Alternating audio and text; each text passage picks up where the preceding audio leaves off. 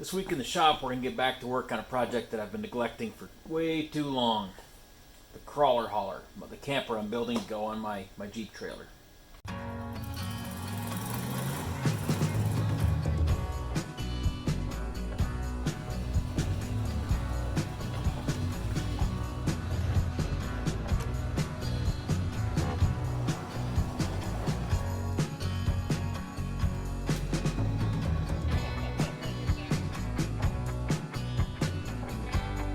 So we had to get the old square body out today. You're going to see more of this truck soon. I need to rebuild the kingpins in the front axle. They're making a little bit of noise, but I really didn't like taking this thing out in the wintertime and the salt in the roads here in Pennsylvania, but I needed lumber, so it went out.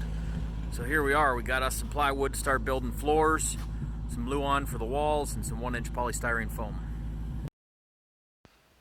This is the rendering I put together of what we're building. You can see the top view is the camper in the closed position with the Jeep on the trailer. The middle view shows with this camper in the open position, meaning the slide out has slid back. The blue box is actually the bed. You can see that it's open, gives plenty of room. When it's closed, it goes right up against the kitchen. You can also see in the closed position I can still access the bathroom, I can access the bed, so when we're traveling, we can have everything closed up and still use the camper at a rest stop. The lower image shows the camper open from the side. The little guy standing there is 6 feet tall, so it is a little tight. I built it so it would still fit in my shop. So it's a little shorter than I'd like it, but it's gonna work. As you can see, I've already built at least the basic skeleton for my crawler hauler. I robbed the door from my old pop-up camper. Step on through and get inside. It's been sitting here for about 3 years. It's very neglected. It's breaking. It's falling apart. I'm anxious to finally get some wood and get back to work on it. I got a lot of work into cutting all these curves. Everything's built at this point from 1/2-inch plywood. You can see, if I can get it to focus, there's one of my lap joints where I've actually taken 2 pieces of 1/2-inch, glued it together, offset it to make basically 1-inch square wooden structure for this entire camper. I have lots of curves, make it more aerodynamic because fuel economy is very important when you're using a big block to tow. Not really, but I like a challenge. This front corner is going to be a compound radius. Going to be lots of fun making that all fit. So this is where we're at. Time to get back to work, get this thing put together. This camper is going to be a lot of work. This isn't going to be a one video and done deal. This camper is probably going to be 8 or 10 videos to get it to where I want it. Hopefully by spring, I'll at least have it to the point where it'll function. We can camp in it. The interior, I want to do a lot of woodwork and make it very nice. So that's going to take probably a bit more time, but at least I want it functioning by spring. So this will be part 1 of however many it takes to get this done. So to get going on the camper, we need to start by building a floor. The dimensions of the camper, the overall box is 8 feet by 8.5 feet. So we're going to need to join 3 different pieces of plywood to make one solid floor. To do that, I'm actually going to cut halfway through this sheet using my router. I'm going to cut about a 4-inch lap so that the 3 pieces of plywood will overlap each other a little bit. These are 5/8 plywood. So once these are glued and brad nailed together, I'm going to then put another layer of Luan over top, alternating the direction. Should make a nice solid floor. Alright, to get started on this, we need to set the depth of the router to half the thickness of our plywood. 5/8 plywood, so we need to set it to 5/16. Using my Starrett Machinist square here, I can get this set up to exactly 5/16.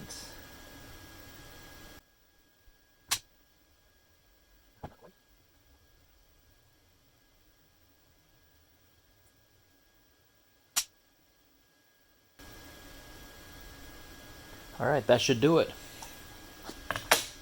So in order to get a straight cut and of the right dimension, I'm going to put a fence or a guide of some sort. I'm going to clamp it to this board. So I need to determine the distance from the edge of this ring to the cutting edge.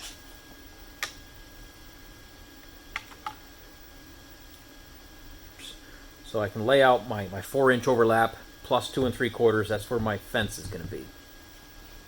So that's going to end up 6 3/4 of an inch. So I don't forget, we're just going to write that right on here.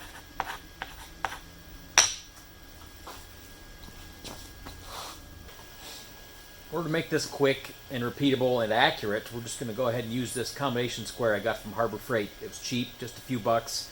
I already set it up to 6 3/4, so every time I set this fence up, I can just slide it up against it, hold it in place.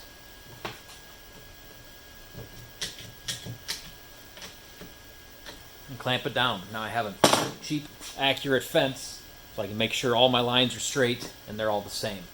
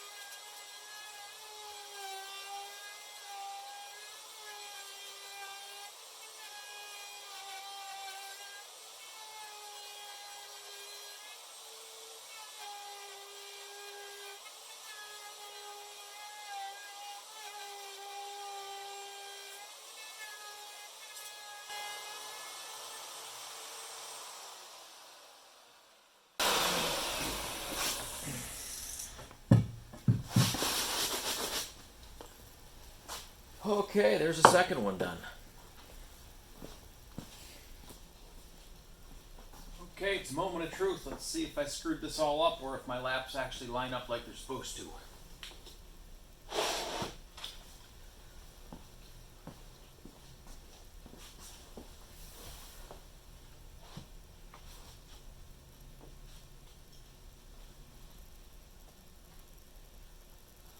It's not too bad. Alright, you can see here how the two lap joints come together. It's not too bad. They line up pretty good.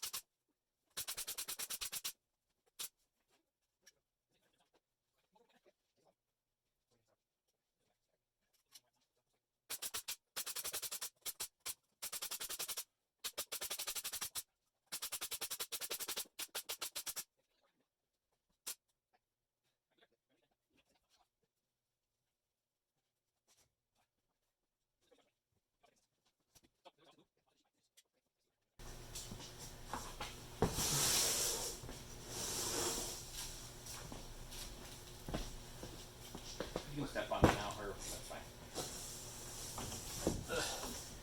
Just 6 inches.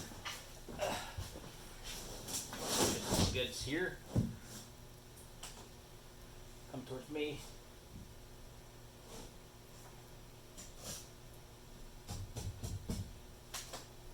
Pull that.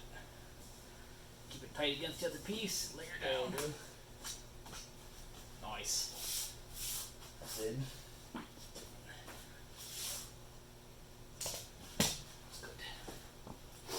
Alright.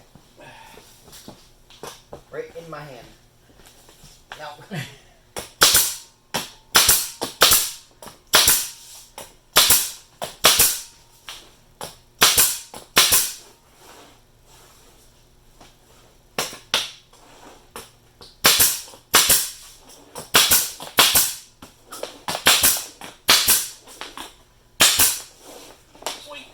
Okay. Go away. Okay, bye. Thank you. Good. Actually, you know what? Would be nice to get up on the cart. Okay. Alright, just keep feeding me grads then.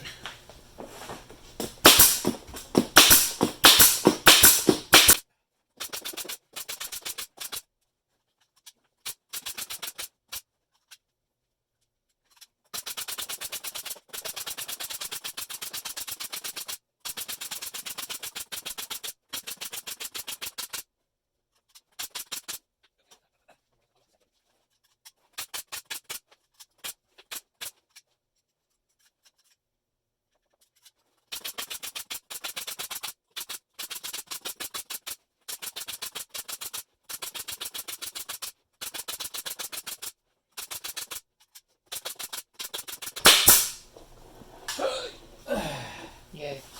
Whew, that was fun. Mm-hmm. I put this cart together as a work platform that's mobile. It's on casters, so we can move this around the shop as needed. Okay, so here it is, the somewhat finished floor.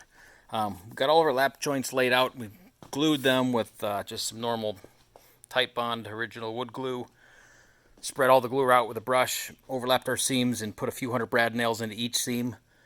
Should be pretty strong, and then we went ahead and laid the Luan over top of that, again alternating the direction of the seams in the wood for an additional layer of strength. And we put a crap load of wood glue between the plywood and the Luan, and then again a few hundred brads per sheet.